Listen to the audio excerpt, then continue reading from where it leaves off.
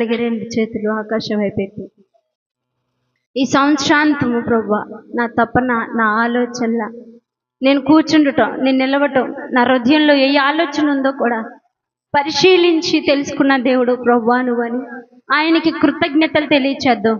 నేను పడుకున్నప్పుడు నన్ను సంరక్షించావు, మళ్ళా సజీవులకులో నన్ను లేపావు ప్రభువా, మళ్ళా ఈ నూతన సంవత్సరాన్ని నాకు ఇచ్చావు కదా ప్రభువా అని ఒక్కసారి మనస్ఫూర్తిగా హృదయపూర్వకంగా అయ్యా నన్ను కాపాడినందుకు వందనాలు, నన్ను సంరక్షించినందుకు వందనాలు యేసయ్యా అని ఒక్క నిమిషం ఆయనకి కృతజ్ఞత ఆస్తుతులు తెలియచేద్దాం. ప్రభువా మా తలంపులన్నీ ఎరిగి ఉన్న దేవుడు, అంతేకాదు మేము పిండముగా రూపింపబడక మునిపే మమ్మల్ని ఎరిగి ఉన్న మా తండ్రి నీకే వందనాలు యేసయ్యా, నీకే స్తోత్రాలు ప్రభువా, నీకే మహిమ ఘనత ప్రభావములను నీకే తెలియచేస్తూ ఉన్నాం తండ్రి.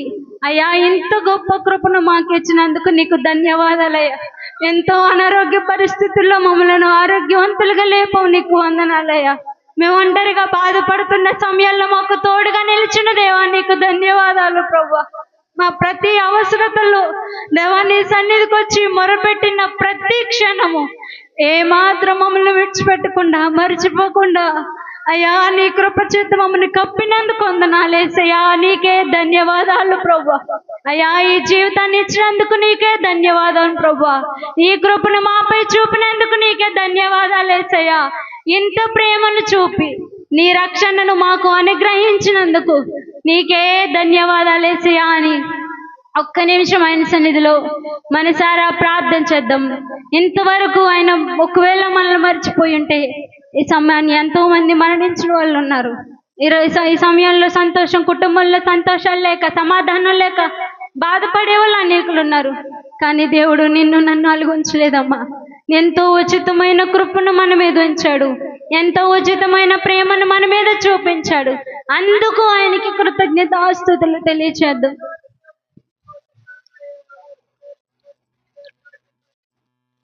ప్రార్థన చేసుకుందాం. నీ ప్రేమే చూపకపోతే నేనేమైపోదును, నీ కృపయే లేకపోతే, అలాగే నిశ్శబ్దంగా రెండు చేతులు పైకెత్తి, నీ ప్రేమే చూపకపోతే నేనేమైపోదును, నీ కృపయే లేకపోతే నువ్వు పెరిలేదయ్యా. కరుణగల యేసయ్యా ఈ జీవితానికి నీవే చాలునయ్యా. కరుణగల యేసయ్యా ఈ జీవితానికి నీవే చాలునయ్యా. నీ ప్రేమే చూపకపోతే నేనేమైపోదు. అందరం పాడదాం. నీ కృపయే లేకపోతే నాకు ఊపిరి లేదయ్యా. నీ ప్రేమే చూపకపోతే నేనేమైపోదును, నీ కృపయే లేకపోతే నాకు ఊపిరి లేదయ్యా. కరుణగల యేసయ్యా ఈ జీవితానికి నీవే చాలునయ్యా. నిన్ను నేను విడచిన విడవలేదు నీదు ప్రేమ, విడిచిపెట్టలేనివి ఉన్నా విడిపించావు నన్ను. నిన్ను నేను విడచిన విడవలేదు నీదు ప్రేమ, విడిచిపెట్టలేనివి ఉన్నా విడిపించావు నన్ను.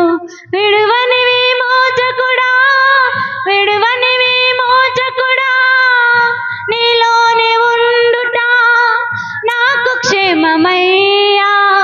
విడువని విమోచకుడా, విడువని విమోచకుడా, నీలోనే ఉండుట నాకు క్షేమమయ్యా.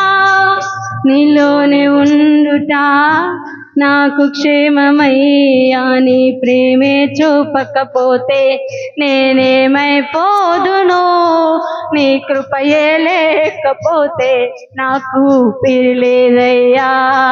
నీ ప్రేమే చూపకపోతే నేనేమైపోదునో, నీ కృపయే లేకపోతే నాకు పిరిలేదయ్యా. కరుణగల యేసయ్యా, ఈ జీవితానికి నీవే చాలునయ్యా. నా జీవితమంతా దీవించెదని కొరకే, నాకున్న సమస్తము అర్పించెదని సేవలో. నా జీవితమంతా దీవించెదని కొరకే, నాకున్న సమస్తము అర్పించెదని సేవలో. పిలచిన నిజ దేవుడా, పిలచిన నిజ దేవుడా, నీ సహాయముండుట నాకు క్షేమమయ్యా. పిలచిన నిజ దేవుడా, పిలచిన నిజ దేవుడా, నీ సహాయముండుట నాకు క్షేమమయ్యా. నీ సహాయముండుట నాకు క్షేమమయ్యా. నీ ప్రేమే చూపకపోతే సయా నేనేమై పోదునో, ప్రభువా నీ కృపయే లేకపోతే. అందరం పాడదాం, ప్రతి ఒక్కరు మనసు విప్పి. నీ ప్రేమే చూపకపోతే నేనేమైపోదునో, నీ కృపయే లేకపోతే నాకు ఊపిరిలేదయ్యా. కరుణగల యేసయ్యా, ఈ జీవితానికి నీవే చాలునయ్యా. కరుణగల యేసయ్యా, ఈ జీవితానికి నీవే చాలునయ్యా. నీ ప్రేమే చూపకపోతే నేనేమైపోదునో, నీ కృపయే లేకపోతే నాకు ఊపిరిలేదయ్యా. చెప్దాం అందరం, నీ ప్రేమే చూపకపోతే నేనేమైపోదునో, నీ కృపయే లేకపోతే నాకు ఊపిరిలేదయ్యా. కరుణగల యేసయ్యా,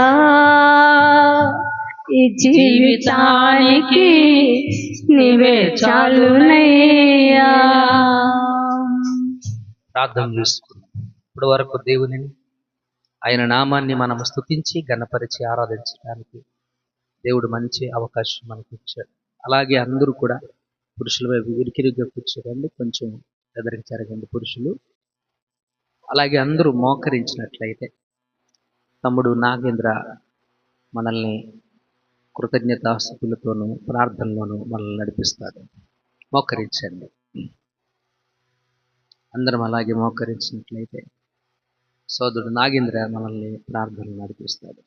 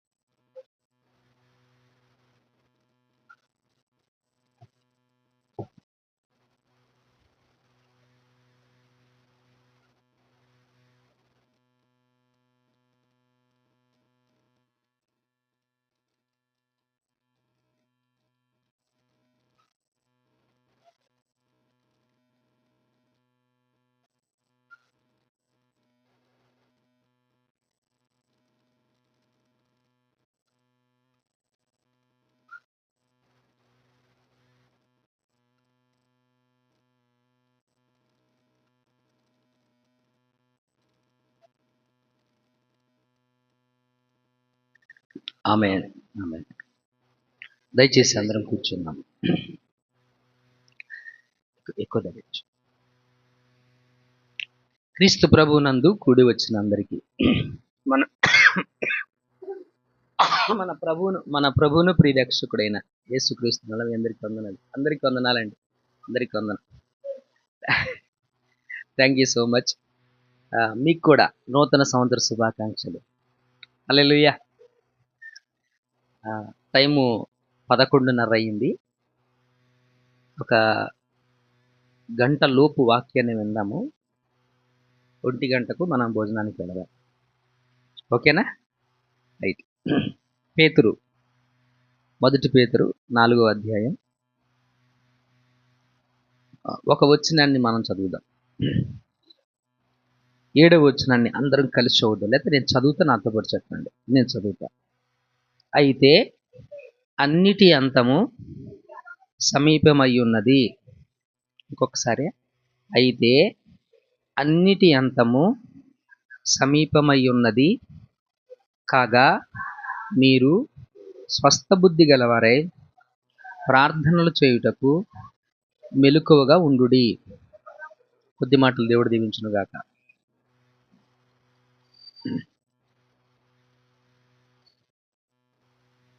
కొంచెం ఆ డిస్టర్బెన్స్ నాకు లేకుండా చేయండి. మాట్లాడద్దు. సరేనా? సో పేతురు రాసినటువంటి పత్రికలో నుంచి 4వ అధ్యాయం మొదటి 11 వచనాలు మనం ఈరోజు పాఠ్యాంశం. ఈరోజు మనం నేర్చుకునే పాఠం మొదటి పేతురు 4వ అధ్యాయం మొదటి 11 వచనాలు ఈరోజు మనం నేర్చుకునే పాఠం. ఈ పాఠంలో మనం లోతుగా అధ్యయనం చేయడానికంటే ముందు ఈరోజు మనం డిస్కషన్ చేసే పాఠం టాపిక్ ఏంటి అని అంటే, అంత్య దినములలో క్రైస్తవుడు అనేటువంటి వాడు ఎలా ఉండాలి. యేసుక్రీస్తును నమ్ముకున్నవాడు ఈ నూతన సంవత్సరంలో ఎటువంటి జీవితాన్ని కలిగి ఉండాలి, అదే ఈరోజు కొన్ని మాటలు మనం క్లుప్తంగా నేర్చుకోబోతూ ఉంటున్నాం. దానికంటే ముందు let me talk about this book. దయచేసి మీ ఫోన్లు చూడొద్దే Rohit, please. Right, listen to be careful.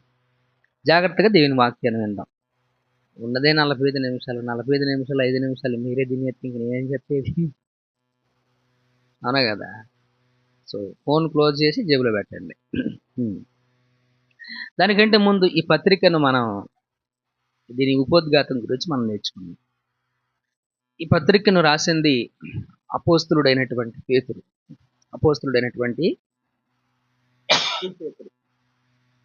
ఈ పత్రికలో ఉద్దేశాలు అంటే, ఈ పత్రికను మనం చదివేటప్పుడు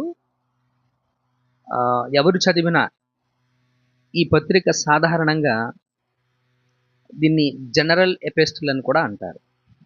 దీన్ని ఏమంటారు? జనరల్ అంటే సాధారణ పత్రిక అని కూడా అంటారు.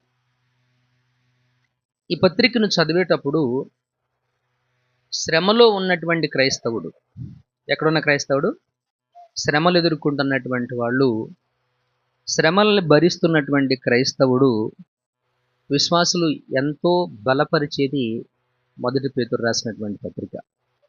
ఎవరైనా కష్టాల్లో ఉంటే, మీరు కష్టాల్లో ఉన్నప్పుడు ఈ పత్రికను చదవండి. ఈ పత్రిక మిమ్మల్ని ఎంతో బలపరుస్తుంది. ఈ పత్రిక మిమ్మల్ని ఎంతగానో బలపరుస్తుంది. ఇది ఈ పత్రికలో ఉన్నటువంటి విశిష్టత.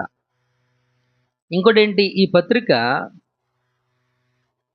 అణిచివేతకి గురైనప్పుడు, ఒక విశ్వాసి అణిచివేతకు గురి అయినప్పుడు, అంటే అధికంగా శ్రమలు ఎక్కువైపోయి, బాధలు ఎక్కువైపోయి, కష్టాలు ఎక్కువైపోయి, శ్రమలు ఎక్కువైపోయి బాగా అణిచివేయబడుతున్నటువంటి క్రైస్తవుడికి, ఆ అణిచివేత వేయబడినటువంటి సందర్భంలో విశ్వాసి ఎలా నడుచుకోవాలి, ఎలా ప్రవర్తించాలి, ఎలా జీవించాలి అనేది ఈ పత్రిక మనకు నేర్పిస్తూ ఉంటుంది. ఇక్కడ ఉన్నటువంటి విశ్వాసులు అయినటువంటి మీలో ఎవరైనా ఒక శ్రమ తర్వాత ఒకటి తర్వాత ఒకటి గ్యాప్ లేకుండా వస్తున్నాయి అనుకోండి, అదేంటి అది దాన్ని అణిచివేత అని అంటారు. అప్పుడు మొదటి పేదరి పత్రికను చదవండి.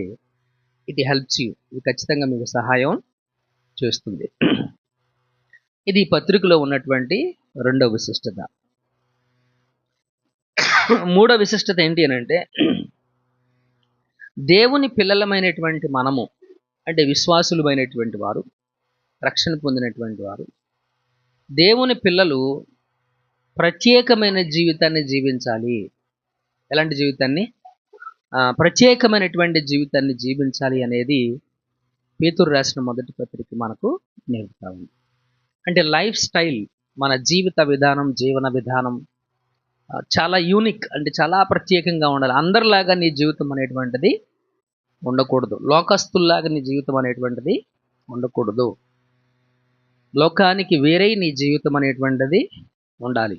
కాబట్టి ప్రత్యేకమైనటువంటి లేదా పరిశుద్ధమైనటువంటి జీవితాన్ని ఎలా జీవించాలి అనేది మొదటి పేతురు రాసినటువంటి పత్రికను మనం చదివితే మనకు అర్థమవుతుంది మిత్రులారా. ఇది ఈ పత్రికకు సంబంధించిన 4వ విశిష్టత. 5వది ఏంటి అనంటే మిత్రులారా, మనం ఈ లోకంలో జీవిస్తున్నప్పటికీ, ఈ లోకంలో మనం జీవనాన్ని కొనసాగిస్తున్నప్పటికీ, మన శాశ్వత రాజ్యం ఏది అని అంటే పరలోక రాజ్యమే. శాశ్వత రాజ్యం ఏంటి? పరలోక రాజ్యమే. ఈ భూమి మీద మన జీవితం అది శాశ్వతము కాదు. ఏదో ఒక రోజున మనం ఈ జీవితాన్ని మనం విడిచిపెట్టాల్సిందే. ఈ జీవితాన్ని మనము విడిచిపెట్టవలసిందే. ఒకరోజు అటు ఇటుగా మనము ఖచ్చితంగా ఈ భూమిని విడిచిపెట్టవలసినటువంటి వారమై ఉన్నాము. కాబట్టి మనకు స్థిరమైన దేశం ఏది మనందరికీ అనంటే పరలోక రాజ్యమే మనకు స్థిరమైన నివాసం. పరలోక రాజ్యమే మనకు స్థిరమైన నివాసం. ఈ పత్రికలో ఉన్న విశిష్టతలు ఇవి. ఇప్పుడు మనం చదివిన 4వ అధ్యాయంలోనికి మనం వద్దాం. 4వ అధ్యాయంలో పేతురు చాలా అంశాలు మాట్లాడారు. క్రైస్తవుడు ఎలాగ ఉండాలి, నిజమైన క్రైస్తవ్య జీవితం ఎలా ఉంటుంది, నువ్వు నిజమైన విశ్వాసిగా జీవించినప్పుడు నీకు శ్రమలు వస్తాయి. శ్రమ వచ్చినప్పుడు ఏదో ఒక వింత జరుగుతున్నట్టుగా నువ్వు అనుకోవద్దు. నీకంటే ముందు శ్రమలు అనుభవించినటువంటి వారిని మాదిరిగా పెట్టుకో. ఆ యోబు గురించి మీరు విన్నారు కదా, శ్రమల్ని ఎంత తట్టుకున్నాడు, సహించడు అనేటువంటిది మీరు విన్నారు కదా. అటు మీరు కూడా అటువంటి జీవితాన్ని మాదిరిగా తీసుకోండి అని చెప్పాడు.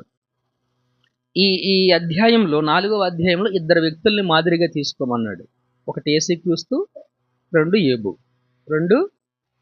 వీళ్ళిద్దరిని మీరు మాదిరిగా తీసుకోండి. శ్రమలు వచ్చినప్పుడు వీళ్ళిద్దరు ఎలా ఉన్నారు అనేది మీరు ఒక ఎగ్జాంపుల్గా తీసుకొని, మీరు కూడా మీ జీవితంలో ఎప్పుడైనా కష్టాలు, బాధలు, ఇరుకులు, ఇబ్బందులు ఎదురైనప్పుడు మీరు కూడా అలాగే ఓర్పు, సహనం కలిగినటువంటి వారే దేవునికి ఇష్టమైనటువంటి పిల్లలుగా ఉండండి అనేది ఈ పత్రిక యొక్క 4వ అధ్యాయం యొక్క సారాంశం. ఇప్పుడు మొదటి పాయింట్ని మనం చూద్దాం. ఒక క్రైస్తవుడు లేదా యేసుక్రీస్తుని నమ్ముకున్నటువంటి విశ్వాసి, యేసుక్రీస్తుని నమ్ముకున్నటువంటి ఎలాంటి జీవితాన్ని జీవించాలి? ఈ 2026 సంవత్సరంలో నీ జీవితం ఎలాంటి జీవితంగా ఉండాలి? కొన్ని మాటలు చూద్దాం. మొదటి వచనాన్ని చూడండి. క్రీస్తు శరీరమందు శ్రమపడెను గనుక మీరును అట్టి మనసును ఆయుధంగా ధరించుకొనుడి. శరీర విషయంలో శ్రమపడినవాడు శరీరమందు జీవించు మిగిలిన కాలము ఇక మీదట మనుజాశలను అనుసరించి నడుచుకొనక దేవుని ఇష్టానుసారముగానే నడుచుకున్నట్లు పాపంతో జోలి ఇక నేమియు లేకయుండును. చాలు. మొదటి 2 వచనాలు మన జీవితం ఎలాగ ఉండాలి, క్రైస్తవుడి జీవితం ఎలాగ ఉండాలో మొదటి 2 వచనాల్లో చెప్పాడు. ఎలా ఉండాలి, మన జీవితంలో మనం ఎలా నడుచుకోవాలి, మనం ఎలా జీవించాలి అని అంటే, మనము దేవునికి ఇష్టమైనటువంటి జీవితాన్ని మనము జీవించాలి. ఎవరికి ఇష్టమైన జీవితాన్ని? అదేనా చెప్పింది అక్కడ. 2వ వచనాన్ని చదవండి ఒక్కసారి. దేవుని ఇష్టానుసారముగానే నడుచుకోనొచ్చు. ఎవరికి ఇష్టం? నాకు నచ్చినట్టు కాదు. మనం ఎప్పుడూ కూడా మోస్ట్లీ మనం ఏం కోరుకుంటామంటే నా ఇష్టం. మన ఇష్టానికి మనం ఎక్కువ ప్రిఫరెన్స్ ఇస్తాం, మనం ఎక్కువ ప్రాధాన్యతను ఇస్తాం. కానీ నీ ఇష్టం కంటే దేవునికి ఇష్టమైనటువంటి జీవితాన్ని జీవిస్తే I hope your life will be blessed. ఖచ్చితంగా మీ జీవితాలు ఆశీర్వదించబడతాయి. హల్లెలూయా. ఎప్పుడు ఆశీర్వదించబడతాయి? దేవునికి ఇష్టమైనటువంటి జీవితాన్ని మనము జీవించినప్పుడు. అక్కడ ఎలా అయిపోవాలంటే దేవునికి ఏది ఇష్టమో నాకు కూడా అదే ఇష్టం. అప్పుడప్పుడు మా ఆయన ఏదంటే నేను అదే, మా ఆవిడ ఏదంటే నేను కూడా అదే అనుకుంటామా లేదా? జనరల్గా అంటామా లేదా? మాట్లాడరు ఏంటండి? అనరా మీరేంది? రైట్, అంటామా కదా? అవునా కదా మిత్రులారా?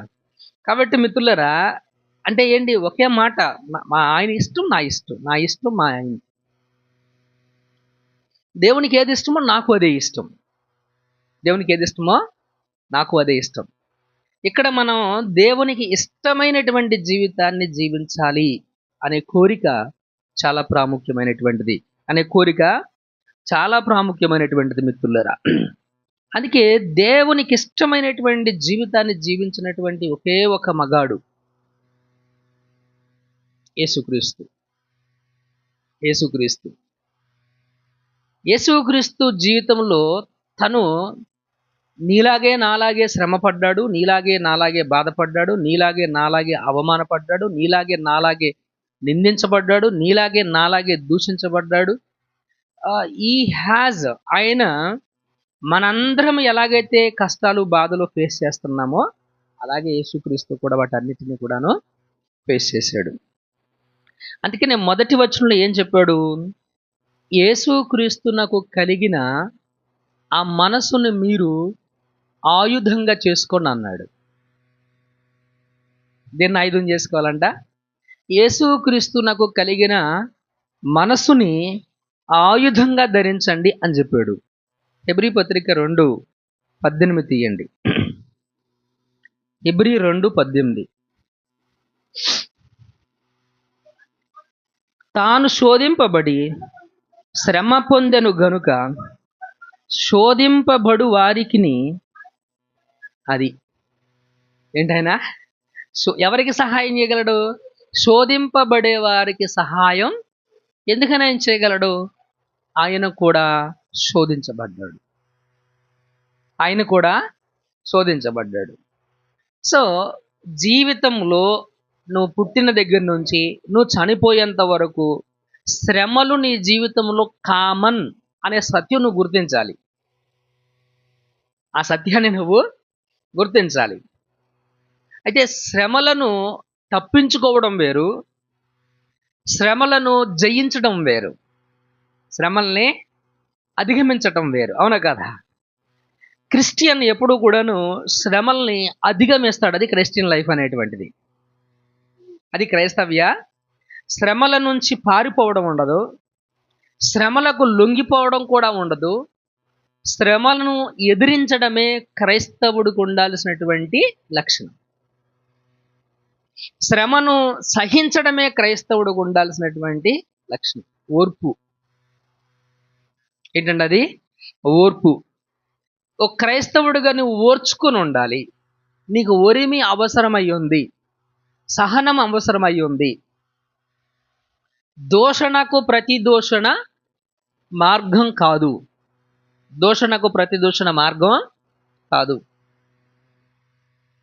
వాడు నిన్ను ఒరే అన్నప్పుడు నువ్వు కూడా ఒరే అంటే దానివల్ల ఉపయోగం ఏముంది? అతను నువ్వు ఒకటేనని అర్థం. కాబట్టి ఇక్కడ ఏది ఇంపార్టెంట్ మనకి ఈ క్రైస్తవ్య జీవితంలో 2026లో? బహుశా నీకు ఎన్నో ఇబ్బందులు ఎదుర్కోవాలి, శ్రమలు వస్తాయి, కష్టాలు వస్తాయి. అప్పుడు యేసుక్రీస్తు మనసు నువ్వు ఆయుధంగా ధరించు. యేసుక్రీస్తుది ఎలాంటి మనసు? ఆయన శ్రమను సహించాడు. ఆయన మనసు ఎలాంటిదంటే సహనము కలిగినటువంటిది. ఏం కలిగినది? సహనం. ఆయన తొందరపడి మాట్లాడలా, తొందరపడి ఏది చేయలేదు, తొందరపడి ఏది కూడాను చేయలేదు. సహనము కలిగినటువంటి వాడు యేసుక్రీస్తు. మిత్రులారా, అపోస్తుల కార్యాల గ్రంథం 14:22 ఏం చెప్పిందో చదవండి. 14:22.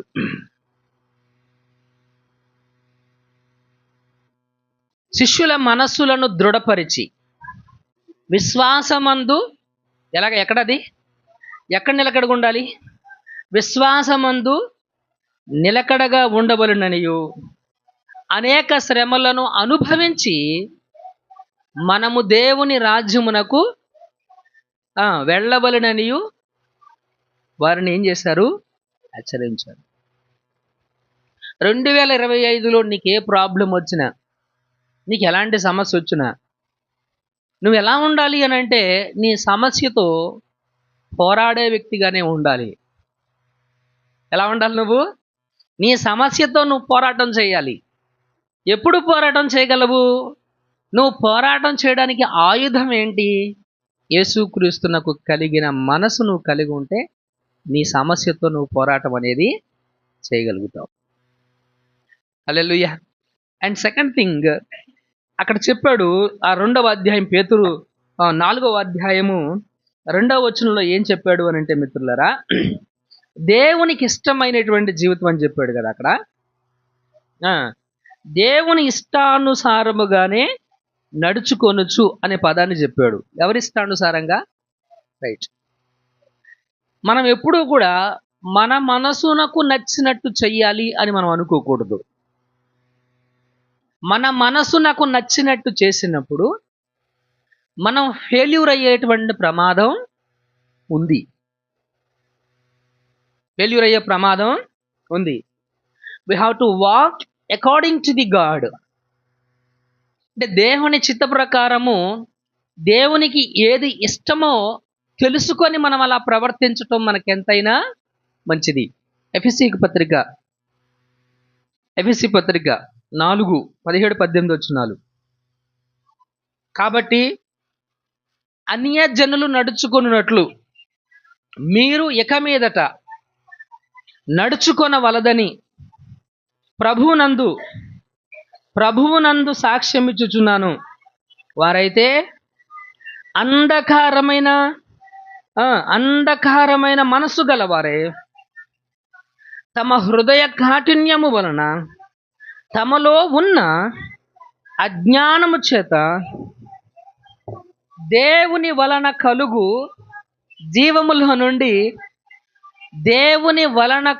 జీవములో నుండి వేరుపరచబడిన వారై తమ మనసునకు కలిగిన దేన్ని అనుసరిస్తున్నారంట? వ్యర్థతను అనుసరించి నడుచుకొనుచున్నారు. అలా మనం నడుచుకోవడానికి వీలు లేదు. మిత్రులారా, మనకి ఎవరికి ఇష్టమైనటువంటి జీవితాన్ని జీవించాలంటే దేవునికి ఇష్టమైనటువంటి జీవితం. ఏది దేవునికి ఇష్టమైనటువంటి జీవితం? నీకు శ్రమ వచ్చినప్పుడు నీవు పోరాటం చేయగలిగితే దేవునికి ఇష్టం. అది నీ శ్రమలతో నువ్వు పోరాటం చేయడం దేవునికి ఇష్టం. అండ్ అంత మాత్రమే కాదు, ఆయనకి ఇష్టమైనటువంటి జీవితం అంటే నీ మనస్సుకు నచ్చినట్టు నువ్వు జీవించడం కాదు. నీ మనసుకి ఏది తోస్తే అది చేసుకోవడం, వెళ్ళిపోవడం కాదు. దేవునికి ఏది ఇష్టమో తెలుసుకొని చేయడం ఉత్తమం. మిత్రులారా, దేవునికి ఏది ఇష్టమో తెలుసుకొని చేయడం ఉత్తమం. 1 యోహాను పత్రిక 3వ అధ్యాయం 22వ వచనం. 3:22. మరియు మనము ఆయన ఆజ్ఞలు గైకొనుచు ఆయన దృష్టికి ఇష్టమైనవి చేయుచున్నాము గనుక మనము ఏమి అడిగినను అది ఆయన వలన. విన్నారా ఈ మాట? విన్నారా? మరియు మనము ఆయన దృష్టికి ఆయన ఆజ్ఞను గైకొనుచు. ఎవరిని గైకొనడం అంటే 2 అర్థాలు ఉన్నాయి దాంట్లో. గైకొనడం అని దేనిని అంటామంటే, ముందుగా చెప్పింది వినడం, రెండోది చెప్పింది చేయడం. ఏదైతే విన్నావో దాన్ని చేయడాన్ని గైకొనడం అని చెప్పేసి అంటారు మిత్రులారా. ఇక్కడ యోహాన్ ఏం చెప్తా ఉన్నాడంటే, మన ప్రార్థనలకు అద్భుతంగా దేవుడు జవాబు ఎప్పుడు ఇస్తాడు అని అంటే మిత్రులారా, మనము ఎప్పుడైతే దేవుని ఆజ్ఞను గైకొని దేవునికి ఇష్టమైన జీవితాన్ని జీవించాలని మనం ప్రయత్నం చేస్తామో, లేదా దేవునికి ఇష్టమైన జీవితాన్ని మనం జీవిస్తామో, అప్పుడే మన ప్రార్థనలకు జవాబులు దేవుని యొద్ద నుంచి వస్తాయి మిత్రులారా. హల్లెలూయా. దేవునికి మహిమ కలుగును గాక. మీలో చాలా మందికి పాస్టర్ గారు ప్రార్థన చేస్తే ఆరోగ్యం వస్తుంది అనుకుంటారు. పాస్టర్ గారు ప్రార్థన చేస్తే రాదు, దేవుడు ఇస్తే వస్తుంది. అవునా కాదా? ఆమెన్ చెప్పరండి మరి. ఆమెన్, అవునా కాదా? ఎవరు చేస్తే వస్తుంది? దేవుడు ఇవ్వాలి. పాస్టర్ గారి చేతుల్లో ఏమీ లేదు. దేవుడు నీ ఆరోగ్యాన్ని పాస్టర్ గారి చేతుల్లో ఏం పెట్టలేదు. పాస్టర్ గారి చేతుల్లో శక్తులు, సామర్థ్యాలు, మంత్రాలు, మాయలు ఇవేవి కూడాను లేవు. కాబట్టి మన ప్రార్థనలకు జవాబు ఇచ్చేది దేవుడు, మన ప్రార్థనలకు జవాబు వచ్చేది దేవుని దగ్గర నుంచి. వచ్చేది నేను అంటలేదు కదా ఆ మాట, దేవుడే స్వయంగా చెప్పాడు కదా ఆ మాట. ఏమన్నాడు ఆయన మిత్రులు? మరియు మనం ఆయన ఆజ్ఞలు గైకొనొచ్చు, ఆయన దృష్టికి ఇష్టమైనవి చేయుచున్నాము గనుక మనము ఏమి అడిగినను అది ఎవరి వలన? ఆయన వలన మనకు దొరుకుతుంది. సామెతల గ్రంథంలో మొన్న ఒక మాట జ్ఞాపకం చేసుకున్నాం. దేవుని ధర్మశాస్త్రాన్ని తిరస్కరించు వారి ప్రార్థన హేయము. ఏంటది? దేవుని వాక్యం వినకోకుండా, దేవుని వాక్యము వినకుండా, దేవునికి నచ్చిన జీవితాన్ని నువ్వు జీవించకుండా, దేవా నాకు ఇది చెయ్యి, దేవా నాకు అది చెయ్యి, దేవా నేను నీకు ఇది ఇస్తా, దేవా నీకు అది ఇస్తా, దేవా నేను మొక్కుకుంటున్నాను అని నువ్వు ఎంత మొర్ర పెట్టినా, ఎంత యాచన చేసినా నయా పైసా ఉపయోగం లేదు. నయా పైసా ఉపయోగం లేదు. దేని వలన నీకు ఉపయోగం? దేని వలన నువ్వేం చేస్తే నీకు ప్రయోజనం అని అంటే, నువ్వు దేవునికి ఇష్టమైన జీవితాన్ని జీవించటం వలనే నీకు ప్రయోజనం. ఏది దేవునికి ఇష్టమైనటువంటి జీవితం? నీ జీవితంలో శ్రమ వచ్చినప్పుడు దాన్ని నువ్వు ఎదిరించాలి. శ్రమను ఓర్పుతో జయించాలి. శ్రమను సహనంతో గెలవాలి. శ్రమను దేంతో గెలవాలి? నీ సహనం సకల జనులకు తెలియజేయబడనియుడి అని వాక్యం చెప్పింది. ఏం తెలియాలంట? సహనం తెలియాలి, నీ ఓర్పు తెలియాలి. నీ ఓర్పు, సహనం అనేటువంటిది సకల జనులకు తెలియబడాలి. అదే కదా దేవుని పరిశుద్ధ వాక్యం మనకు నేర్పుతూ ఉంది మిత్రులారా. కాబట్టి ఈ ఉదయకాల సమయంలో, ఈ న్యూ ఇయర్ వర్షిప్లో, న్యూ ఇయర్ ఆరాధనలో, ఈ నూతన సంవత్సర ఆరాధనలో ప్రభునందు ప్రియమైనటువంటి దేవుని సంగమ, ఈ నూతన సంవత్సరంలో నీ జీవితం ఎలాగుండాలి అంటే దేవునికి ఇష్టమైందిగా ఉండాలి. ఈ నూతన సంవత్సరంలో నీకు ఏదైనా శ్రమ వస్తే దాన్ని నువ్వు ఎదిరించాలి. ఓర్పు సహనంతో పోరాటం అనేది చెయ్యాలి. అంత మాత్రమే కాదు, దేవునికి ఇష్టమైనటువంటి జీవితాన్ని గనక నువ్వు జీవిస్తే ఏది నువ్వు అడిగినా అది దేవుని వలన నీకు నెరవేర్చబడుతుంది. మనం రాత్రి 106వ కీర్తన ధ్యానం చేసాం మనం, అవునే కదా. 106వ కీర్తనలో ఒక వచనం మీకు గుర్తు రావాలి. వారు అడిగిందల్లా దేవుడు చేశాడంట. చేశాడా లేదా? వారు ఏది అడిగితే అది దేవుడు వారికి చేశాడు అని దేవుని వాక్య భాగంలో మనం చదువుతున్నాం మిత్రులారా. కాబట్టి ప్రియమైనటువంటి దేవుని సంగమా, we have to learn it. ఈరోజు ఈ ఆరాధనలో ఇక్కడ కూర్చున్నటువంటి మనందరం కూడా దేవునికి ఇష్టమైనటువంటి జీవితాన్ని 2026లో జీవించాలని ప్రభు మాటను బట్టి నేను మీకు చెబుతా ఉన్నాను మిత్రులారా. రెండవ మాట మనం చూద్దాం. 7వ వచనం దగ్గరికి రండి. 7వ వచనంలో, అయితే అన్నిటి అంతము సమీపమై ఉంది, కాబట్టి కాగా మీరు స్వస్థ బుద్ధి గలవారై. ఆగండి. ఇక్కడ ఏం చెప్పాడు? రెండవ మాట చెప్పాడు. మొదటిది, ఒక క్రైస్తవుడు ఎలా జీవించాలి అంటే దేవునికి ఇష్టమైన జీవితాన్ని జీవించాలి.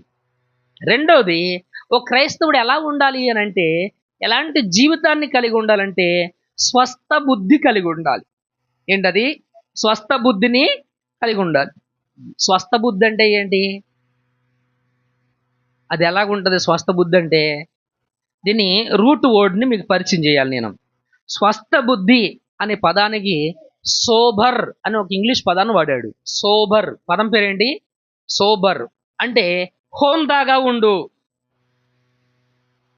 ఎలాగా ఉండాలి? హోందా. హోందాగా అంటే ఎలా ఉంటారు? అతిగా మాట్లాడతారా? అతి చేస్తారా? అల్లరి చిల్లరగా ఉంటారా? నాటీగా ప్రవర్తిస్తారా? చెప్పరేంటి అండి, వింటున్నారా? నాటీగా ప్రవర్తిస్తారా? నాటీ అంటే ఏంటి? అల్లరి చిల్లరగా ప్రవర్తిస్తారా? ఎలా పడితే అలా మాట్లాడతారా? బూతులు మాట్లాడతారా? అల్లరి చేష్టలు చేస్తారా? చేయరు. కాబట్టి స్వస్థ బుద్ధి అనే పదానికి సోబర్ అనేటువంటి ఒక ఇంగ్లీష్ పదం చెప్పాడు. దాని అర్థం ఏంటి అని అంటే హోందా. అంటే సమాజంలో నిన్ను చూసినప్పుడు గౌరవం, నీ మాట కంటూ ఒక విలువ ఉండాలి. నిన్ను చూసినప్పుడు లేచి నిలబడాలి, అది గౌరవం. నిన్ను చూసినప్పుడు ఎలా ఉండాలి? లేచి నిలబడగలిగినంత గౌరవం ఉండాలి. లేచి నిలబడగలిగినంత గౌరవం. నీకంటూ ఒక వాల్యూ ఉండాలి. నీకంటూ ఒక వాల్యూ అనేటువంటిది ఉండాలి. ప్రియమైనటువంటి దేవుని సంగమా, ఇక్కడ ఉన్నటువంటి మనందరం కూడా క్రైస్తవులు మనం అనుకుంటున్నాం. అయితే మన జీవితం ఎలాగ ఉంది? హోందాగా ఉందా లేదా? హోందాగా ఉందా లేదా? ఇంకొంచెం లోతుగా మనం ఆలోచన చేస్తే ఈ స్వస్థ బుద్ధి అనే పదానికి ఇంకేం అర్థం ఇచ్చాడు అని అంటే మిత్రులరా, హీబ్రూలో నెపో అనే ఒక పదం ఉపయోగించాడు. హీబ్రూ భాషలో నెపో అనే ఒక పదాన్ని ఉపయోగించాడు. వాడిని మీరు కొడతారా, నన్ను కొట్టమంటారా? రా ఏంది?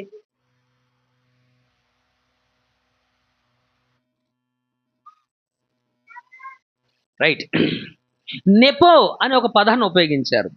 నెపో అనే పదానికి అర్థం ఏంటి అని అంటే స్వస్థ బుద్ధి అనే ప్లేస్లో ఉపయోగించినటువంటి పదం. నెపో అంటే అర్థం ఏంటనంటే వివేకము. ఏంటది?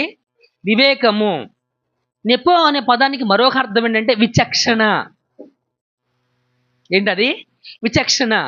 విచక్షణ కోల్పోయాడు అని అంటాం మనం. ఎప్పుడంటాం? ఇష్టానుసారంగా మాట్లాడినప్పుడు, ఇష్టానుసారంగా ప్రవర్తించినప్పుడు, ఇష్టానుసారంగా మాట్లాడినప్పుడు ఏం చేస్తున్నాడో తెలియనంతగా చేస్తారు చూసారా? ఏం చేస్తున్నాడో తెలియనంతగా, వాడు ఏం మాట్లాడుతున్నాడో వాడికే తెలియనంతగా అహంకార బుద్ధితో ప్రవర్తిస్తూ ఉంటాడు చూసారా? దాన్ని నెపో అని అన్నారు. హల్లెలూయా. కాబట్టి మిత్రులారా, క్రైస్తవుడు ఎలా ఉండాలి అని అంటే హోందా. ఇంకా బాగా చెప్పాలంటే వివేకం. వివేకం అంటే అర్థం ఏంటండి? తెలుగులో వివేకం అనే పదానికి అర్థం ఏంటంటే మంచేది, చెడేది. ఈ మంచికి చెడుకి మధ్య తేడా, ఈ మంచికి చెడుకు మధ్య తేడా గ్రహించగలగడాన్ని ఏమంటాము అనంటే వివేకం అని చెప్పి మనం అంటాం. మంచికి చెడుకు మధ్య తేడా గమనించడాన్ని ఏమంటాం మనం? వివేకం అని చెప్పేసి అని అంటాం మిత్రులరా. క్రైస్తవుడు ఎలా ఉండాలి అని అంటే మిత్రులరా, వివేకవంతుడై ఉండాలి. ఎలా ఉండాలి? వివేకవంతుడై ఉండాలి. ఆలోచించండి, మనం ఎలా ఉంటున్నాం? వివేకంగా ఉంటున్నామా? హోందాగా ఉంటున్నామా?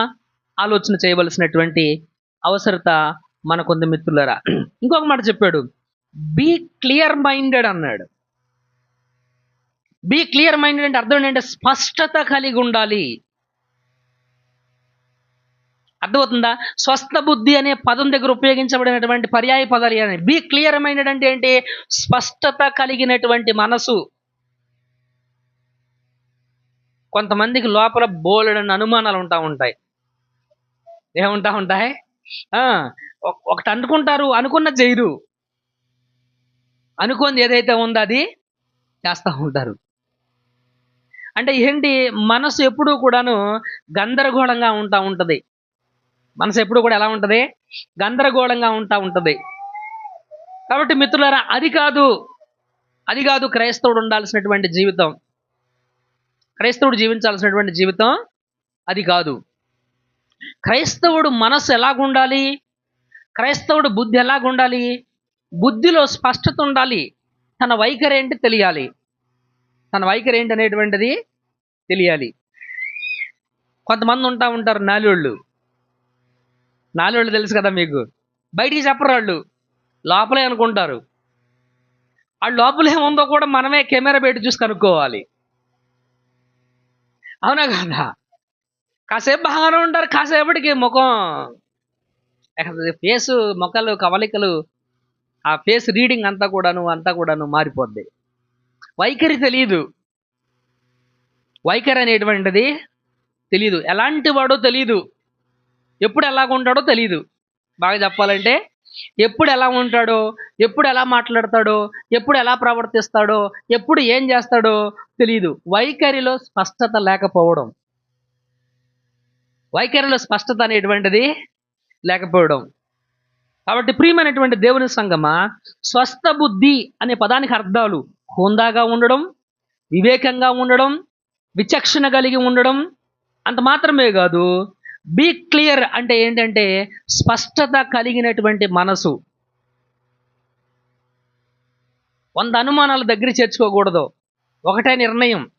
లేడీస్తో షాపింగ్కి వెళ్తే తెలిసిద్ది మన వ్యవహారం. ఒక దాని మీద ఉండరాళ్ళు, ప్రాణం మీదకి వస్తుంది. ఇదంటారు, ఇది బాగుందంటారు. సరే ఇది తీసుకోమనంటే ఇది బాగుందంటారు. పోనీ అది తీసుకోమనంటే లేదు ఇదే బాగుందంటారు. గుర్తుకి కొన్ని తెచ్చిపోవాలి. అంటే ఒక స్పష్టతగా క్లారిటీగా సెలెక్ట్ చేసుకోలేరు. గందరగోళమైనటువంటి మనసు అంటే అదే. మా ఊళ్ళు చూడండి ఎంత బాగా అవుతున్నారు. ఎక్స్పీరియన్స్ ఇక్కడ, అనుభవం. కాబట్టి ప్రియమైనటువంటి దేవుని సంగమా, అర్థం చేసుకోవాల్సినటువంటి విషయం ఇది. Be clear. ఇక బాగా చెప్పాలంటే మంచి మనసుతో ఉండడం, సరి అయిన మనసుతో ఉండడం, సరైన మనస్తత్వాన్ని కలిగి ఉండడం. దీనికి సాపర్నియో అనే పదం ఉపయోగించాడు. సాపర్నియో అంటే మంచి మనసు. ఇందాక మీరు స్వస్థ బుద్ధి అనగానే చెప్పారు ఇక్కడ మీరు మంచి మనసు అని. ఏంటది? మంచి మనసు అని. ఈ మంచి మనసు అనే పదానికి ఇంకొక అర్థం కూడా చెప్పాడండి. ఈ సాపర్నియో అనే పదానికి అభిప్రాయానికి, అభిరుచికి సంబంధించి మితముగా ఉండడం. దేనికి సంబంధించి అంట? అభిప్రాయానికి, అభిరుచికి సంబంధించి మితముగా ఉండడం, కంట్రోల్డ్గా ఉండడం. ఇంకా బాగా చెప్పాలంటే తనను తాను అదుపు చేసుకోవడం, తనను తాను కంట్రోల్ చేసుకోవడం. సెల్ఫ్ కంట్రోల్ అనే పదం ఉపయోగించాడు. సెల్ఫ్ కంట్రోల్ అనే పదాన్ని ఉపయోగించాడు. ఇంకా బాగా చెప్పాలంటే తన్ను తాను తగ్గించుకొని ఉండడం. ఇంకా బాగా చెప్పాలంటే ఆశా నిగ్రహం. ఇది దేవుని వాక్యం మనకు చెబుతున్నటువంటి అంశం మిత్రులారా. స్వస్థ బుద్ధి కలిగి ఉండాలి అని. ఈ బుద్ధి కలిగినప్పుడు చిత్తవృత్తి యందు మార్పు జరుగుతుందండి. చిత్తవృత్తి అంటే మనం చేసే పనుల్లో మార్పు వస్తుంది, మన ఆలోచనలో మార్పు వస్తుంది, మన కంటి చూపులో మార్పు వస్తుంది. అదే హోందాతనం. దాన్ని ఏంటది? హోందా. ఎలాగుంటే ఏముందని చింపురు జుట్టు చేసుకుని 10 మందిలోకి వెళ్ళి కాలు మీద కాలేసి కూర్చుంటే ఎవడన్నా గౌరవం ఇస్తాడా? కాస్తంత దాన్ని ఏమని చెప్పాలి, హోందాగా వ్యవహరించాలి కదా, హోందాగా ప్రవర్తించాలి కదా. అవునా కదా మిత్రులరా? 10 మందిలో కూర్చున్నప్పుడు నువ్వు హేళనగా నవ్వుకుంటూ మాట్లాడావు అనుకోండి, నిన్ను ఎలా చూస్తారు? చీఫ్గా చూస్తారు. కాబట్టి ఈ అంత్యదినం అన్నిటికీ సమయం అంతం వచ్చేసింది. కాబట్టి ఈ అంత్యదినాల్లో ఒక క్రైస్తవుడిగా నీ యొక్క ప్రవర్తన, నీ తీరు, నీ విధానం, నీ జీవితం ఎలాగుండాలి అంటే మొదటిది దేవునికి ఇష్టమైన జీవితాన్ని నువ్వు జీవించాలి. రెండవది స్వస్థ బుద్ధి కలిగి ఉండాలి. మూడవది ఏంటనంటే ప్రార్థనలు చేయుటకు మెలకువగా ఉండాలి. దేనికండి? ప్రార్థనలు చేయడానికి. దేనికి మెలకువగా ఉండాలి? రాత్రంతా దేనికి మెలకువగా ఉన్నారు? ముగ్గులు వేయడానికి. Welcome to 2026, go back, please get out 2025 అని. అవునా కదా? కోర్స్ అది కాదనుకోండి, నేను మామూలుగా ఫన్నీగా చెప్తా ఉన్నాను. ప్రియమైనటువంటి దేవుని మిత్రులరా, ఇక్కడ మనం మెలకువగా ఉండాలి. దేనికోసం మెలకువగా ఉండాలి? ప్రార్థన చేయడానికి మనకు మెలకువ చాలా అవసరం. ప్రార్థన చేయడానికి మనం ఎప్పుడు కూడా మెలకువగా ఉండాలి. మత్తయి సువార్త 26వ అధ్యాయం 38వ వచనం చదవండి. మత్తయి సువార్త 26:38. అప్పుడు యేసు మరణమగునంతగా నా ప్రాణం బహు దుఃఖంలో ఉంది. మీరు ఇక్కడ నిలిచి నాతో కూడా మెలకువగా ఉండుడని వారితో చెప్పాడు. చెప్పి ఆయన ప్రార్థన చేయడానికి వెళ్ళాడు. వచ్చేసరికి వీళ్ళు ఏం చేశారు? నిద్రపోయారు. విచిత్రం ఏంటనంటే, టీవీ సీరియల్ 2 గంటలైనా చూస్తాం, 2 గంటలైనా నిద్రపోకుండా చూస్తాం. మనకు నచ్చిన సీరియల్ రాత్రి 11 గంటలకు చేసాడంటే 11 గంటల వరకు ఎదురు చూసి సీరియల్ చూసి పడుకుంటాం. అవునా కదా? కానీ ప్రార్థనకు వచ్చేసరికి మనకేమవుతుందంటే కునికిపాట్లు వస్తాయి, నిద్ర వస్తుంది, నిద్రపోతాం. సమస్య ఏంటి? సమస్య ఎక్కడుంది? సమస్య ప్రార్థనలో సమస్య కాదు, సమస్య టీవీలో సమస్య కాదు, సమస్య నీ మనసులో ఉంది. సమస్య ఏడుంది? నీ మనసులో ఉంది. సమస్య నీ మనసే సమస్య, నీ హృదయమే సమస్య. కాబట్టి ప్రార్థన చేయడానికి నీకు ఆ మనసు ఉండాలి. అది లేకోకుండా నువ్వు ఎంత ప్రార్థనకి వెళ్ళాలని ట్రై చేసినా వెళ్ళలేవు. చాలామంది చెప్తా ఉంటారు, నేను పని ఎక్కువైందను, లేకపోతే ఇంకోటి అయిందను, అందుకే రాలేకపోయాను. ఎందుకు నేను అవన్నీ నమ్మను. నేను ఒకటే నమ్ముతా, అసలు నీకు మనసులో ఉంటే పని ఎక్కువ తక్కువ, టైం ఉందా లేదా, ఇవన్నీ సెకండరీ ఆప్షన్స్. అవన్నీ కూడాను ఏంటది, మనసు ఉంటే మార్గం అనేది ఉంటుందంట. కాబట్టి అది నీ హృదయంలో ఉండాలి, మిత్రులారా. ఒక వచనాన్ని దీన్ని పరిచయం చేస్తాను, మీకు చదవండి. రోమాపత్రిక 12:12 చదవండి. రోమా 12:12.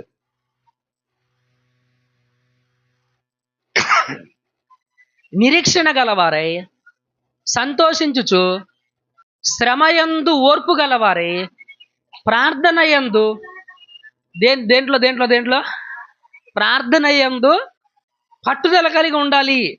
మహిళా మండలం కట్టడానికి పట్టుదలగా పనిచేస్తున్నారు. అవునా కదా? మీరు మహిళా మండలం ఇంటికాడ కూర్చుంటే రావట్లేదు కదా, తీసుకునేటప్పుడు హ్యాపీగా తీసుకుంటున్నాం. మరి దాన్ని కట్టాలంటే మరి నిరంతరం పని చేయాలి. పట్టుదల కలిగి పని చేయడం అంటే ఏంటి? నిరంతరం చెయ్యాలి. ప్రార్థనలో కూడా నువ్వు ఎలాగ ఉండాలి? పట్టుదల కలిగి నిరంతరం ప్రార్థన చేయాలి. హల్లెలూయా. అటు మిత్రులారా, దేవుడు మనతో మాట్లాడుతున్నాడు. ఈ నవీన సంవత్సరంలో 2026లో ఒక క్రైస్తవుడిగా నీ లైఫ్ స్టైల్, నీ జీవన విధానం ఎలాగుండాలంటే, మొదటిది దేవునికి ఇష్టమైనటువంటి జీవితాన్ని నువ్వు జీవించాలి. రెండోది చెప్పండి, స్వస్థ బుద్ధి కలిగి ఉండాలి. రెండోది ఏమి ఉండాలి? స్వస్థ బుద్ధి కలిగి ఉండాలి. మూడోది ప్రార్థనలు చేయుటకు మెలకువగా ఉండాలి. ప్రార్థనలు చేయడానికి మెలకువగా ఉండాలి. ఆ కింది వచనం చదవండి. 4వ పేతురు రాసినటువంటి 4వ అధ్యాయం తర్వాత వచనాన్ని చదవండి. 8వ వచనం. ప్రేమ ఎవరండి? ఎవరు? మన ప్రేమ, దేవుని ప్రేమ అనేక పాపములను కప్పును గనుక అన్నిటికంటే ముఖ్యముగా ఒకని ఎడల ఒకడు మిక్కటమైన ప్రేమ గలవాడై ఉండుడి. ప్రేమ ఏం చేస్తుంది? అనేక పాపములను కప్పుతుంది, చాటింపేయదు. ఏంటది? ఇప్పుడు తోటి సహోదరులు తప్పులు చేశారు అనుకోండి, అలా చేశాడు, ఇలా చేశాడు, వాళ్ళ బుద్ధి అంతే, వాళ్ళ మనసు అంతే, ఆమె అంతే, ఆయన అంతే. ఇది ప్రేమ కాదు. ఇది ఏంటండి? ఇది ప్రేమ కాదు. దీన్ని ప్రేమ అని అనరు. దీన్ని కక్ష అని అంటారు. దీన్ని ఏమంటారు? కక్ష. దీన్ని అసూయ అని కూడా అంటారు. దీన్ని ద్వేషం అని కూడా అంటారు. దీన్ని ఏమంటారు? ద్వేషం. నీకు నిజంగా ప్రేమ ఉంటే, నీకు నిజంగా ప్రేమ అనేది ఉంటే దగ్గర కూర్చోబెట్టుకొని, అక్క ఇలా చేసుకుంటే బాగుండేదేమో, ఇలా ఎందుకు చేసావు, అది వేరు, ఆ తీరు వేరు, నువ్వు ఇలా ఎందుకు చేసావని ప్రశ్నించావు అనుకోండి, అక్కడేమవుద్ది? ఆ వ్యక్తికి కోపం వస్తుంది. ఆ వ్యక్తి కోపం కాదు నువ్వు తెప్పించాల్సింది, ఆ వ్యక్తిని ప్రేమతో జయించాలి. ప్రేమతో జయించాలి. ఇది చేసుంటే బాగుండేదేమో నాక, ఇది చేస్తుంటే బాగుండేదేమో నాన్న, ఇలాగైతే బాగుంటుందేమో. ప్రేమ అనేక దోషములను ఏం చేస్తుందంటండి? కప్పుతుంది. కాబట్టి ప్రేమ కలిగి మనము ఉండాలి. ఎంత ప్రేమ అది? మిక్కటమైన ప్రేమ. క్రైస్తవుడిగా నీ తోటి సహోదరులైనటువంటి తోటి విశ్వాసుల పట్ల నీ విధానం ఎలాగ ఉంది? ప్రేమ ఉందా? లేకపోతే ఇంకెప్పుడూ కూడా ఆ వేలు పెట్టి చూపించే రకంగానే ఉన్నాము మనం. అతను ఆ తప్పు, అతను ఈ తప్పు, ఆడు అలాగే చేస్తాడు, ఈడు అలాగే చేస్తాడు, తప్పులు ఉన్నాయి, అయ్యి ఉన్నాయి, ఇవి ఉన్నాయి, ప్రార్థనకి వెళ్తున్నారు కానీ అవి చేస్తున్నారు, ఇవి చేస్తున్నారు, బైబిల్ చదువుతున్నాడు కానీ అవి చేస్తున్నారు, ఇవి చేస్తున్నారు. అయ్యని నీకెందుకు? అది కాదు ప్రేమ. అది కాదు ప్రేమ. ప్రేమ అంటే అది కాదు. అర్థమవుతుందండి? దోషములను కప్పేది ప్రేమ. దోషములను కప్పేది ప్రేమ. యేసుక్రీస్తు మన పాపములను మర్చిపోయాడంటే జ్ఞాపకం చేసుకోవడానికి కారణం ఏంటి? ప్రేమ. కారణం ఏంటండి అది? అది మనం చూపించగలుగుతున్నామా? నీ తోటి విశ్వాసి నిన్ను చూసినప్పుడు అదే కనపడుతుందా? పరిశుద్ధ వాక్యం చెప్తుంది, నీ సాటి విశ్వాసిని ప్రేమించలేని వ్యక్తివి నువ్వు దేవుడిని ఎలా ప్రేమిస్తావు? నీ ముందున్నటువంటి విశ్వాసిని ప్రేమించలేనప్పుడు, నీ తోటి సహోదరుణ్ణి నువ్వు ప్రేమించలేని వ్యక్తివి అయినప్పుడు, నాకు దేవుడు అంటే బాగా ఇష్టం, నేను దేవుణ్ణి బాగా నమ్ముతాను. బాగా అనే పదం మళ్ళీ కొంచెం సౌండ్ ఎక్కువ ఉంటుంది దాంట్లో. ఇవన్నీ పిచ్చి మాటలండి. ఇవన్నీ ఏంటయ్యి? పిచ్చి మాటలు. ప్లీజ్ దయచేసి అటువంటి విధానాలని మనం విడిచిపెట్టాము. అటువంటి విధానాలని మనము ఈ నూతన సంవత్సరంలో సంఘము అనంటే ప్రేమ ఉండాలి. సంఘంలో ముఖ్యంగా ఉండాల్సింది ఏంటి? ప్రేమ. కుటుంబంలో ముఖ్యంగా ఉండాల్సింది ఏంటి? ప్రేమ. కుటుంబంలో ప్రేమ అనేది లేకపోతే కుటుంబం విచ్ఛిన్నంగా ఉంటుంది. మిత్రులారా, ఒకే ఒక వచనాన్ని మీకు పరిచయం చేస్తా. దీనికి కూడా రోమా 13:14 తీయండి. రోమా 13:14. మెట్టుకు ప్రభువైన యేసుక్రీస్తును ధరించుకొనిన వారై శరీర ఇచ్ఛలను నెరవేర్చుకొనుటకు శరీరము విషయమై ఆలోచన చేసుకొనకుడి. 14 చెప్పానా? సారీ. మరియు మీరు కాలమును ఎరిగి నిద్ర మేల్కొను వేళ అయినదని తెలుసుకొని అలాగు చెయ్యుడి. మనము విశ్వాసులము అయినప్పటికంటే ఇప్పుడు మనకు రక్షణ మరీ సమీపంగా ఉంది. రాత్రి చాలా గడిచి పగలు సమీపంగా ఉంది కనుక అంధకార క్రియలను విసర్జించి తేజస్సు సంబంధమైన యుద్ధోపకరణములను ధరించుకొందుము. అల్లరితో కూడిన ఆటపాటలైనను 13:11 అదేనా?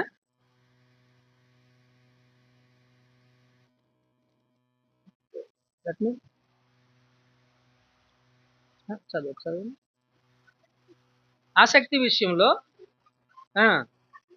ఆత్మయందు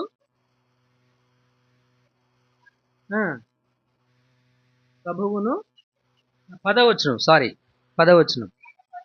ప్రేమ పొరుగువానికి కీడు చెయ్యదు గనుక ప్రేమ కలిగి ఉండుట. రైట్ ఈ మాట కోసం ఎదురు చూశాను నేను. 10వ వచనంలో ఉంది ఆ మాట. రైట్. ప్రేమ పొరుగు వారికి ఏం చేయదండి? కీడు చెయ్యదు. ప్రేమ పొరుగు వారికి ఏం చేయదు? కీడు చెయ్యదు. ఏం చేస్తుంది? మేలే చేస్తుంది. కాబట్టి ప్రేమ కలిగి ఉండడం ధర్మశాస్త్రాన్ని నెరవేర్చటం, దేవునికి ఇష్టమైన జీవితాన్ని జీవించడం, బాగా చెప్పాలంటే. కాబట్టి నూతన సంవత్సరంలో ఇక్కడున్న ప్రియ సహోదరులమైనటువంటి మనందరం మనం ఎలాగ ఉండాలంటే నూతన సంవత్సరంలో ప్రేమ కలిగి ఉండాలి. ఎలా ఉండాలి? మనం ప్రేమ కలిగి ఉండాలి. ఈ నవీన సంవత్సరంలో, ఈ కొత్త సంవత్సరంలో ఒక క్రైస్తవుడిగా నీ జీవితం ఎలాగ ఉండాలంటే 4 పాయింట్లు చెప్పా. మొదటిది ఏంటి? దేవునికి ఇష్టమైన జీవితం కలిగి ఉండాలి. రెండోది స్వస్థ బుద్ధి కలిగి ఉండాలి. మూడోది మెలకువ కలిగి దేనికి ప్రార్థన చేయుటకు మెలకువ కలిగి ఉండాలి. నాలుగోది ప్రేమ కలిగి ఉండాలి. ప్రేమ ప్రేమ గురించి 2 మాటలు చెప్పా. దోషములను కప్పుతుంది. ప్రేమ పొరుగువాడికి కీడు చేయదు. మీ జీవితాన్ని మీరు పరిశీలన చేసుకోవాలి. మీరు దోషాలను కప్పుతున్నారు, చెబుతున్నారో మీకే తెలియాలి. ఏంటది నా మాట అర్థమైందా? దోషాలను మీరు కప్పుతున్నారా, చెప్పుతున్నారా అనేటువంటిది మీకే తెలియాలి. ఇంకొక మాట మనం జ్ఞాపకం చేసుకుంటాం. 9వ వచనం చదవండి. ఒకనికి ఒకడు ఏం చేయమన్నాడు ఆయన? ఒకరికొకరికి ఏం చేయమన్నాడు? ఆతిథ్యం చేయాలి.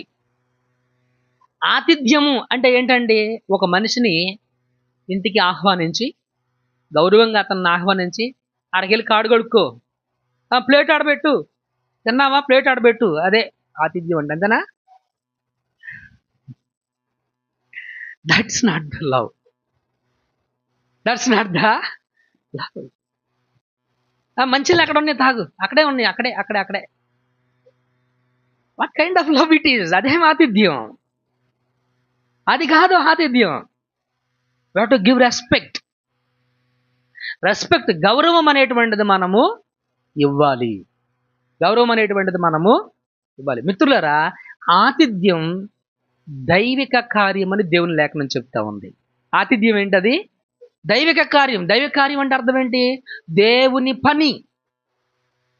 ఏంటది? దేవుని పని. ఇంటికి వచ్చి ఆతిథ్యం ఇచ్చిన తర్వాత, వాడు తిన్న తర్వాత, వెళ్ళిన తర్వాత కుంభం తిన్నాడు రా. That is not the love. అర్థమవుతుందా? ఇంత కూర తిన్నాడు అసలు. దీన్ని ఎవడు చేయమన్నాడు అసలు? అటువంటి పనులు మనం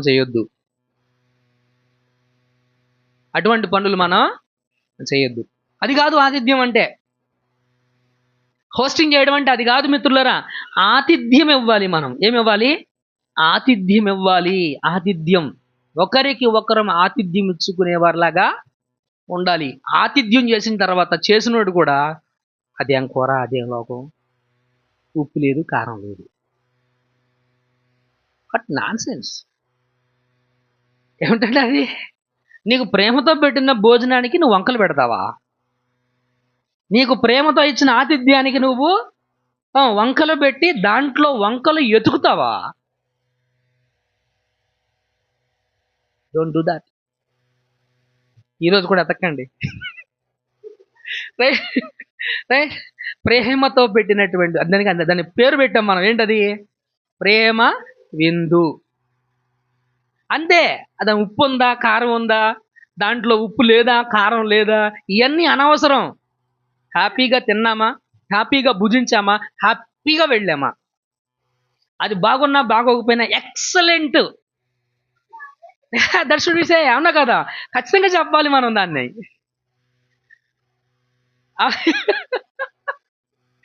అవునా కదా మిత్రులారా? So we have to do that. ఆతిథ్యానికి అంత విలువ ఇవ్వాలి మనం. ఆతిథ్యానికి మనము సరే ఏదో పండుగ మాట్లాడుకున్నాం కొంచెంసేపు. కాబట్టి ఆతిథ్యానికి మనం ఏమి ఇవ్వాలండి? విలువ ఇవ్వాలి. ఆతిథ్యము ఇచ్చేవారు విలువ ఇవ్వాలి, ఆతిథ్యం తీసుకునేవారు కూడా విలువను ఇవ్వాలి. The both are important. రెండు కూడా చాలా ప్రాముఖ్యం. దీనికి కూడా ఒక వచనం చూపెడతా. I'm not showing you lot of scriptures. నేను మీకు రకరకాలైనటువంటి స్క్రిప్చర్లు మీకు చూపించడం లేదు. ఒకే ఒక వచనాన్ని మీకు పరిచయం చేస్తా. 13 హెబ్రీ పత్రిక హెబ్రీ 13. సహోదర ప్రేమ నిలవరంగా ఉండనియుడి, ఆతిథ్యం చేయడం మర్చిపోకండి, దాని వలన కొందరు ఎరుగకయే దేవదూతలకు ఆతిథ్యం చేశారు. తెలియకుండానే కొంతమంది ఏం చేశారంట, దేవదూతలకు ఆతిథ్యం అనేది చేశారు. మిత్రులారా, సహోదర ప్రేమ అనేటువంటిది నిలవరంగా ఉండనివ్వండి అని చెప్పాడు. ఇంకో మాట కూడా మీకు జ్ఞాపకం చేస్తే బాగుంటుందేమో. మనం చేసిన ఉపచారం అంటే ఏంటి? పని. ఆతిథ్యం అంటే పిలిచాము గౌరవంగా, ఇంటికి రావటంగానే టవల్ ఇచ్చాము, కడుక్కుండని చేతికి మంచులు ఇచ్చాము, కూర్చోండి అని తీసుకొని వెళ్ళాము, కూర్చోబెట్టాము, ప్లేట్ పెట్టాము, భోజనం పెట్టాము. భోజనం కూడా ఇబ్బంది పెట్టకూడదు. అర్థమవుతుందండి? ఇద్దేనండి, ఇంకా తినండి తినగలిగినంతే పెట్టండి, ఎక్కువ పెట్టద్దు. రైట్? అది గుర్తుపెట్టుకోండి ముఖ్యంగా. రైట్? భోజనం పెట్టాము, చేతి కడుక్కున్న నీళ్ళు దగ్గర తీసుకెళ్ళి చెయ్యి కడుక్కోమని నీళ్ళు ఇచ్చాము, చేయి కడుక్కున్నారు. ఆ ప్లేట్ మనమే తీసి పక్కన పెట్టాము, కాసేపు కూర్చున్నాము, మాట్లాడాము, ఇదంతా ఏంటి? మనం చేసాం పని.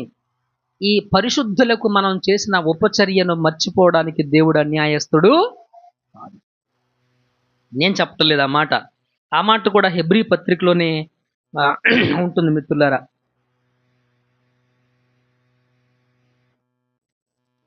హెబ్రీ పత్రికలోనే, హెబ్రీలకు రాసినటువంటి పత్రిక 6వ అధ్యాయం, హెబ్రీలకు రాసిన పత్రిక 6వ అధ్యాయం 10వ వచనం. మీరు చేసిన కార్యమును మీరు పరిశుద్ధులకు ఉపచారం చేసి ఇంకనూ ఉపచారము చేయుచుండుట చేత తన నామమును బట్టి అదేంటది? ఈ ఉపచారం చేయడం అనేది ఏంటది? దేవుని నామమును బట్టి ప్రేమను చూపించడం. యేసుక్రీస్తు నామాన్ని బట్టి మీరు చూపించిన ప్రేమను మరుచుటకు దేవుడు అన్యాయస్తుడు. ప్రేమ అలా చూపించాలి, ప్రేమ అలాగా చూపించాలి. అరే నువ్వంటే నాకు చాలా ఇష్టంరా, వాడు మంచోడు కాదు, అదేం ప్రేమ? వాడు ముందేమో నువ్వంటే నాకు చాలా ఇష్టంరా, వాడు వెళ్ళిపోయిన తర్వాత వాడు ఎలా అంటాడు అనుకున్నావు? ప్రేమ ఇంకా దోషం ఏం కప్పింది? ఇంకాడికి మేలేం చేసింది ఆ ప్రేమ? అది కాదు ప్రేమ. ఆతిథ్యం చేయడం మర్చిపోకూడదు. మనం మర్చిపోకూడదు. కాబట్టి ప్రభునందు మిత్రులారా, ఈ నూతన సంవత్సరంలో ఒక క్రైస్తవుడిగా మనం ఎలా ఉండాలి, మన జీవితం ఎలాగ ఉండాలి, మన క్రైస్తవ్య జీవితం అనేటువంటిది ఎలా ఉండాలి అనేది దేవుని వాక్యం ద్వారా మనం నేర్చుకుంటా ఉంటున్నాం మిత్రులారా. ఎలా ఉండాలి? మొదటి మాట ఏంటి? దేవునికి ఇష్టమైన జీవితాన్ని మనం. రెండో మాట, స్వస్థ బుద్ధి కలవారై ఉండాలి. మూడో మాట, ప్రార్థన చేయుటకు మెలకువ కలిగి ఉండాలి. నాలుగో మాట, ప్రేమ కలిగి ఉండాలి. ఐదో మాట, ఆతిథ్యం చేయడం మర్చిపోకూడదు. చివరి మాట, చివరిది మనం నేర్చుకుందాం. 10వ వచనం 11వ వచనం. దేవుని నాదావిధములైన కృప విషయమై మంచి గృహ నిర్వాహకులయ్యుండి ఒక్కొక్కడు కృపావరము పొందిన కొలది ఒకరికి ఒకరు ఏం చేయాలి? ఉపచారం చేయాలి. ఒకరికి ఒకరం ఏం చేసుకోవాలి? ఉపచారం చేసుకోవాలి. మీ ఇంటికి వచ్చినప్పుడు సహజంగా నాకు కుర్చీ ఇస్తారు, కూర్చొని పాస్టర్ గారు అంటారు, అది మీరు నాకు చేసినటువంటి ఉపచారం. అలాగే మీరు మా ఇంటికి వచ్చినప్పుడు గుమ్మాలో నిలబెట్టి నేను కాలు మీద కాలు వేసుకొని కూర్చొని ఏంటక్క అదక్క ఇదక్క అట్లక్క ఇట్లక్క అన్నాను అనుకోండి, అది ఉపచారం అవుతుందా? అది దేవుని ప్రేమ చూపించినట్టు అవుతుందా? That's not the love. మనం మంచి గృహ నిర్వాహకులు అయ్యి ఉండి ఒకరికి ఒకరు ఉపచారం చేసుకోవాలి. ఏం చేయాలండి మిత్రులారా? మీరు ఒకటి గమనించండి, చర్చిలో, సంఘంలో మీరు ఎవరికి పని చేసినా అది మనుషులకు చేసినట్టు చేయకండి. అర్థమైంది నా మాట? మీకు అర్థమవుతుందా? మీరు మనుషులకు చేసినట్టు చేయకండి. ఏ పని చేసినా ఈ 2 దినాల్లో మనం రాత్రి అక్కళ్ళు సమోసా వేశారు, టీ పెట్టారు, పొద్దున్నే మనం దాని పేరేంటి కూరగాయలు కోసారు, వంటలు చేశారు. ఇవన్నీ ఎవరికి చేసినట్టు చేయాలి మనం? నేను చేస్తున్నాడు వచ్చి కూర్చొని తింటారా? అదేం ఉపచారం? దేవుడు చూస్తున్నాడు మిత్రులారా. అమ్మ, దేవుడు చూస్తున్నాడు. ఎప్పుడు మనం అలా చేయకూడదు పని. అలా చేయడం వల్ల నీ జీవితం ఆశీర్వదించబడదు. Whatever the work you have done in the church or out of the church, చర్చిలో కానీ సంఘం బయట కానీ ఏ వ్యక్తికి నువ్వు ఏదైనా ఒక మంచి చేసినప్పుడు ఆ మంచి ఏ ఉద్దేశంతో, ఎలాంటి ఆలోచనతో మనం చెయ్యాలి అని అంటే మిత్రులరా, దేవునికి మనము చేసినట్లుగా మనము చేయాలి. అది మనకెంతో ఆశీర్వాదం. అది మనకెంతో ఆశీర్వాదం. అన్నిటికీ స్క్రిప్చర్ చూపించా కదా, దీనికి చూపెడతా. కొలసి 3:17 నాతో పాటు చెప్పు. మరియు మాట చేత గాని క్రియ చేత గాని మీరేమి చేసినను ప్రభు అయిన యేసు ద్వారా తండ్రి అయిన దేవునికి కృతజ్ఞతాస్తుతులు చెల్లించుచు సమస్తాన్ని ఆయన పేరట. మీరు మౌనంగా ఉండొద్దు, నేను చెప్తాను, నాతో పాటు మీరు చెప్పండి ఈ మాట. రైట్? మరియు మాట చేత గాని క్రియ చేత గాని మీరేమి చేసినను ప్రభు అయిన యేసు ద్వారా తండ్రి అయిన దేవునికి కృతజ్ఞతాస్తుతులు చెల్లించుచు సమస్తమును ఆయన పేరట చేయుడి. హల్లెలూయా. దేవునికి మహిమ కలుగును గాక. ఎలా చేయాలంట మనం? ఆయన పేరట. ఎవరికి చేసినట్టు మనం అది చేస్తే? దేవునికి చేసినట్టే. మత్తయి సువార్త, వాస్తవానికి ఈరోజు నేను మత్తయి సువార్త 9వ అధ్యాయము 9 నుంచి 13 వచనాలు ధ్యానం చేద్దామని ఎంతో ప్రార్థన చేసి దాని కొరకు. కానీ దేవుడు నా మనసుకి ఇచ్చినటువంటి, నాతో మాట్లాడినటువంటి పాఠం ఇది. ఇది మిత్రులరా. మత్తయి సువార్త 9వ అధ్యాయం 9 నుంచి 13 వచనాల్లో మత్తయి అనే ఒక వ్యక్తిని దేవుడు పిలుస్తాడు. యేసుక్రీస్తు శిష్యుడిగా ఉండటానికి పిలుస్తాడు. పిలిచినప్పుడు అతడు తన సమస్తాన్ని విడిచిపెట్టి యేసుక్రీస్తుని వెంబడిస్తాడు. అతను ఒక రోజున యేసుక్రీస్తుకి విందు తయారు చేశాడు. ఎవరికి తయారు చేశాడు? ఆ విందు యేసుక్రీస్తు ఒక్కడే తినలా. అర్థమైందమ్మా? యేసుక్రీస్తు ఒక్కడే కాదు తింది. ఆ విందులో ఎంతమంది పాల్గొన్నారంటే పాపులు, సుంకర్లు, అలాంటి వారు ఇంకా అనేక మంది ఆ విందులో పాల్గొన్నారు. అంటే విందు యేసుక్రీస్తు ఒక్కడికే చేశాడా? అక్కడికి వచ్చిన వాళ్ళందరికీ కూడాను చేశాడు. కానీ ఎవరికి చేశానని చెప్పుకుంటున్నాడు? దాన్ని యేసుక్రీస్తుకు చేశానని చెప్పుకుంటున్నాడు. మనము కూడా ఏది చేసినా దేవునికి చేస్తున్నట్టుగా మనం ఉపచారం అనేటువంటిది చేయాలి. దేవునికి చేస్తున్నట్టుగా ఉపచారం అనేటువంటిది చేయాలి. That is the good habit. అది మంచి అలవాటు. అది క్రీస్తు మనకు నేర్పినటువంటి పాఠం, క్రీస్తు మనకు నేర్పినటువంటి జీవితం మిత్రులారా. కాబట్టి నా మాటలు నేను ముగిస్తూ ఉంటున్నాను. 2026 సంవత్సరంలో అడుగుపెట్టినటువంటి మనందరం కూడా, 2026 సంవత్సరంలో అడుగుపెట్టినటువంటి మనందరం కూడా ఈ 2026 సంవత్సరంలో ఒక క్రైస్తవుడిగా నీ జీవితం ఎలా ఉండాలి అని నువ్వు కోరుకుంటున్నావు నాకు తెలియదు. చాలామంది ఈ 2026లో ఖచ్చితంగా దేవుడు నన్ను ఆశీర్వదిస్తాడు అనే నమ్మకం కలిగిన వాళ్ళు ఉన్నారు. దేవుడు నన్ను ఆశీర్వదించాలి అని ప్రార్థన చేసేవాళ్ళు ఉన్నారు. 2026లో నాకు కష్టాలు పైకెక్కాలి, నేను గట్టెక్కాలి అని అనుకునే వాళ్ళు కూడా ఉన్నారు. People have lot of thoughts. ఇక్కడ ఉన్నటువంటి వారికి అనేక మందికి అనేక రకాల అభిప్రాయాలు ఉన్నాయి.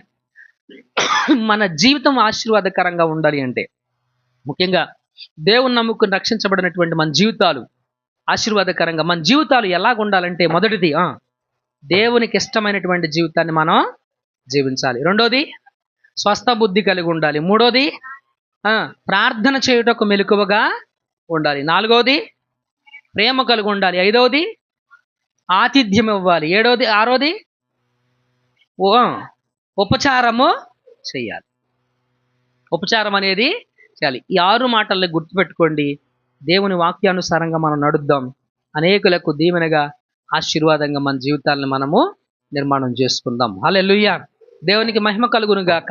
కాబట్టి ప్రియమైన మిత్రులారా, ప్రార్థన చేయటకు మెలకువగా ఉండమన్నాడు. ఈ ఒక్క పాయింట్ మీకు చెప్పాలి. ఎందుకంటే స్త్రీల కూడిక జరుగుతుంది, బైబిల్ స్టడీస్ జరుగుతూ ఉన్నాయి, రాత్రి విజ్ఞాపన సిద్ధపాటు కూడా జరుగుతూ ఉన్నాయి. వారంలో ఇటువంటి 3 ప్రార్థనలు, నెలలో ఒకరోజు స్త్రీల కూడిక, నెలలో ఒకరోజు ఆల్ నైట్, ప్రతి బుధవారం బైబిల్ స్టడీస్, ప్రతి శనివారం విజ్ఞాపన కూడిక, ఇవి జరుగుతూ ఉన్నాయి. వీటిని మానకండి. 2026లోనైనా ప్రార్థన చేయుటకు మెలకువ కలిగి, అన్నిటి అంతము సమాప్తమైంది గనుక, సమీపమై ఉంది గనుక, అన్నిటి అంతము సమీపంగా ఉంది గనుక మనందరం కూడా క్రీస్తులో ఈ విధమైనటువంటి ఒక మంచి జీవితాన్ని మనం కలిగి ఉందాం. అతి కృప దేవుడు మనందరికీ తోడుంచి నడిపించును గాక. కళ్ళు మూసుకోండి, ప్రార్థన చేద్దాం. ప్రియులారా, దేవుని వాక్యాన్ని మనం విన్నాం కదా. ఈరోజు దేవుడు, మీరు అనుకోవచ్చు, మీ ముందు పాస్టర్ గారు నిలబడి ఉన్నాడు.